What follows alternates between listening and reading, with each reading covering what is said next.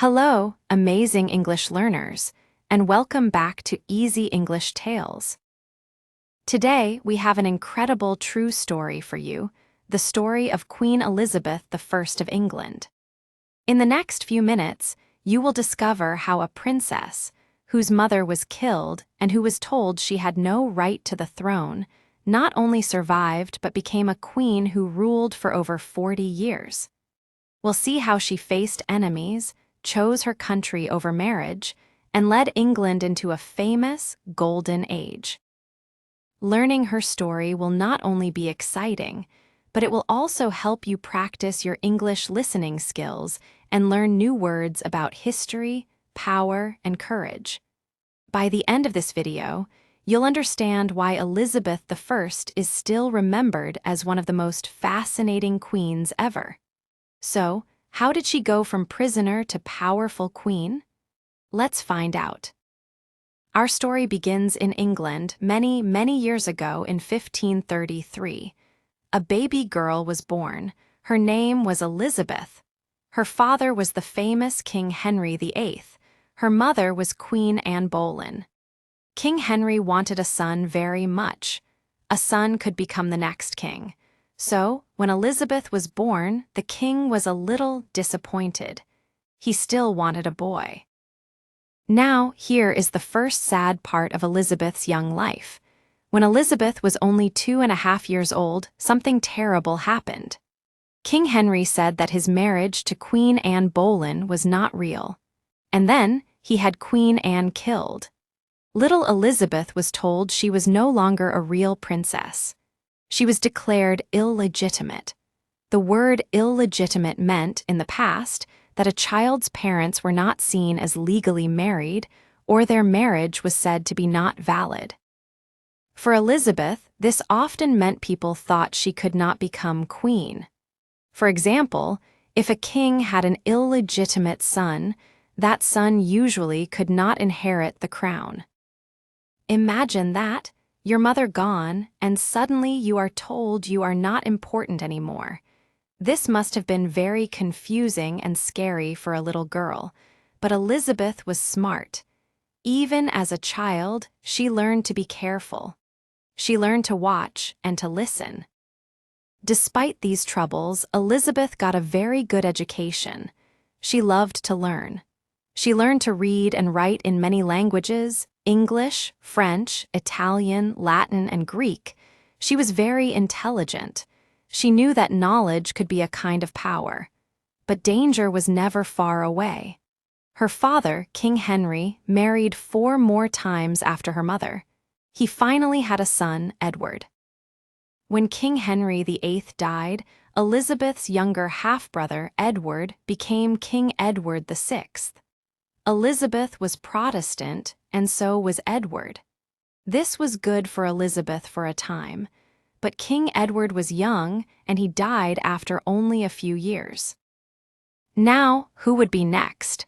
This is where things became even more dangerous for Elizabeth. After Edward, Elizabeth's older half-sister, Mary, became Queen Mary I. Mary was very different from Elizabeth. Mary was a strong Catholic. Elizabeth was Protestant. Queen Mary wanted all of England to be Catholic again. She was known as Bloody Mary because many Protestants were killed during her time as queen. Queen Mary saw Elizabeth as a big problem. Why? Because many people in England liked Elizabeth. They preferred a Protestant ruler. Mary was afraid. She thought Elizabeth might try to take the throne from her. Do you think Elizabeth was safe? No, she was not safe. Queen Mary accused Elizabeth of being part of a rebellion. A rebellion is an act of fighting against the government or ruler, often with violence. For example, people might start a rebellion if they think their king is very unfair. And so, Elizabeth was arrested. She was taken to the scary Tower of London. Yes, the same place where her own mother, Anne Boleyn, had been kept before she was killed. Can you imagine how terrified Elizabeth must have been? She wrote a letter to her sister Mary, saying she was innocent. She truly believed she might be executed, just like her mother. For many weeks, she lived in fear. But Elizabeth was also very clever. She did not say or do anything that would make her sister even angrier. She waited. Then, in 1558, Queen Mary died. She had no children, and so the very next person to become ruler was Elizabeth. The princess who was called illegitimate, the princess who was locked in the Tower, was now Queen Elizabeth I of England. She was 25 years old. The people of England cheered. They were happy to have a new, young queen, but Elizabeth faced many big problems. England was poor. The country was divided between Catholics and Protestants, and other powerful countries in Europe, like Spain and France, were watching her. They thought a young woman could not rule a country well. Many people expected her to marry quickly to find a king to help her. But Elizabeth had her own ideas. One of the first things Queen Elizabeth did was to solve the religion problem. She did not want Catholics and Protestants to keep fighting, so she created something called the Middle Way.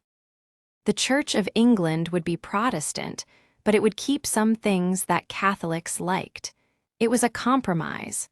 A compromise is an agreement where both sides give up a little bit of what they want to stop a disagreement. For instance, if two friends want to play different games, they might make a compromise and play a game they both partly like. It wasn't perfect, but it helped to bring more peace to England. Now, what about marriage? Every king and prince in Europe seemed to want to marry Queen Elizabeth. Marriage could bring powerful friends for England. It could also mean she would have children to be the next king or queen. But Elizabeth was very, very careful. If she married a foreign prince, would he try to control England? If she married an Englishman, would it make other important Englishmen angry? Elizabeth was very smart. She kept all the men guessing. For many years, she would say maybe to one prince and then maybe to another. This kept good relations with many countries, but in the end, she never married anyone. She famously said she was married to England. She became known as the Virgin Queen. She showed everyone that she did not need a husband to rule powerfully. Her main love was her country and her people. Was this a wise choice? And could she protect England alone? Under Queen Elizabeth I, England entered what many call its Golden Age. This was a time of great art, music, and writing. A famous writer named William Shakespeare wrote his amazing plays during her rule. English ships sailed all over the world, exploring new lands and trading goods. England became richer and more confident. To be confident means to feel sure about yourself and what you can do. For example, a speaker who knows her topic well will be confident when she talks. But there were still big dangers. The biggest danger came from Spain. Spain was a very powerful Catholic country, and its king, Philip II, did not like Protestant England or Queen Elizabeth. He wanted to make England Catholic again. In 1588, King Philip of Spain sent a huge fleet of warships to attack England. This fleet was called the Spanish Armada. It was one of the biggest fleets ever seen. Many people in England were terrified. Spain was so much bigger and stronger. Could little England possibly win against such a mighty enemy? What would Elizabeth do? Queen Elizabeth showed incredible courage. She herself went to speak to her soldiers. She wore shining armor and rode a horse. She gave a famous, inspiring speech. Inspiring. Something that is inspiring makes you feel hopeful and encourages you to do something great or brave. For example, a coach might give an inspiring talk to his team before a very important game to make them feel strong. She told them, "I know I have the body of a weak and feeble woman, but I have the heart and stomach of a king, and of a king of England too." Her words made the soldiers brave and ready to fight for their queen and their country. The English ships were smaller and faster than the big Spanish ships. The English sailors were very skillful, and they also had some luck. Big storms helped to damage the Spanish Armada. In the end, the mighty Spanish Armada was defeated. It was a huge victory for England and for Queen Elizabeth. It showed that England was strong and could protect itself.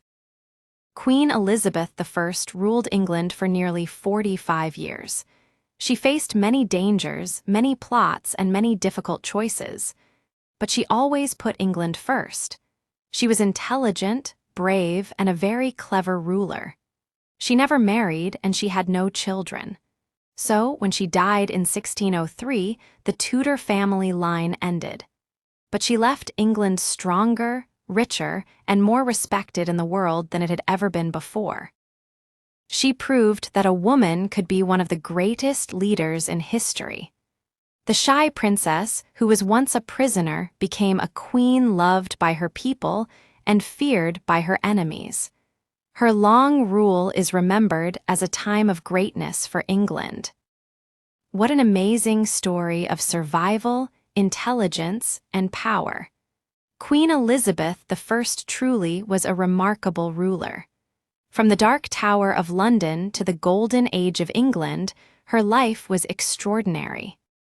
What part of Queen Elizabeth's story amazed you the most? Was it her escape from death, her decision not to marry, or her victory over the Spanish Armada? Tell us in the comments below. We love to hear from you. If you enjoyed learning about Queen Elizabeth I and want more fascinating stories to help you improve your English, please give this video a big thumbs up. And don't forget to subscribe to Easy English Tales and click the notification bell so you never miss a new story. Thank you for watching. Keep practicing your English, and we'll see you in the next.